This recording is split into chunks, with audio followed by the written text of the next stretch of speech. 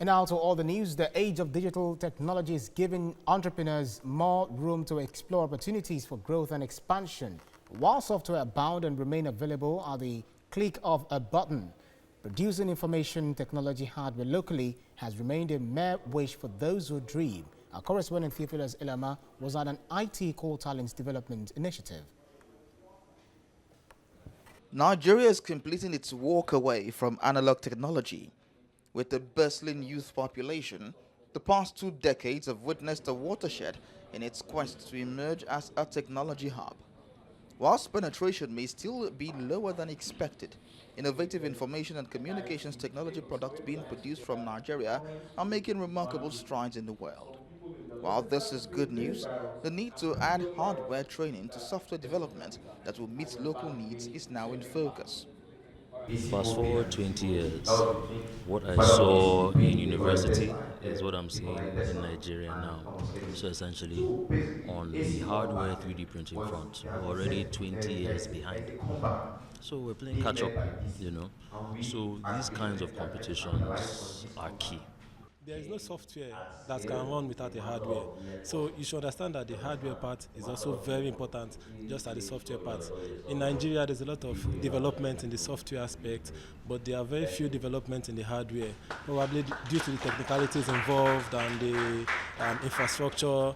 We realized that mobile phones majorly work on an OS, which include and they also have the user interface. But besides that, for users to actually hold something tangible, they need hardware. So we can't hold firmware. Do you understand? Like, we can't hold firmware. So to actually implement software, we need the hardware, which is a physical device that everybody, each and every one of us, can use.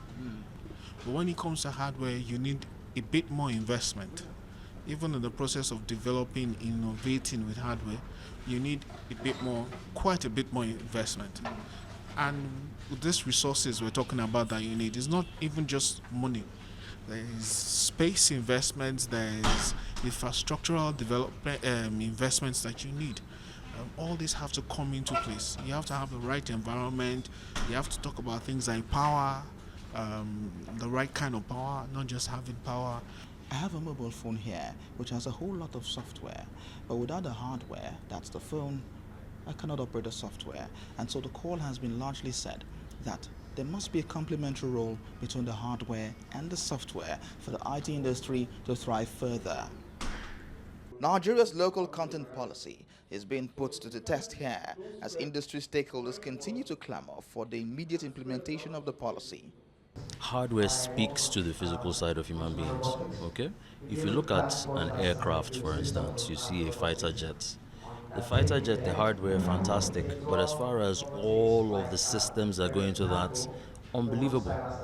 So what you're doing is you're engaging youth from the hardware side as well as from the software side to harness creativity, because it's these ideas that will eventually turn to solutions to problems that we have in this country. Without the hardware, the software can only go so far.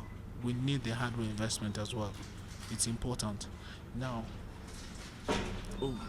can we achieve it? Yes. What will it take? I say a lot of times about the will of the people. I'm not a proponent of government. In fact, my position is government stay out of private business.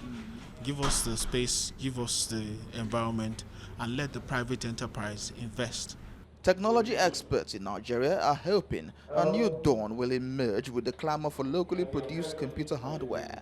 But this is a feat which can only be achieved when local capacity is built for the purpose. Theophilus Ilama, TVC News, Lagos.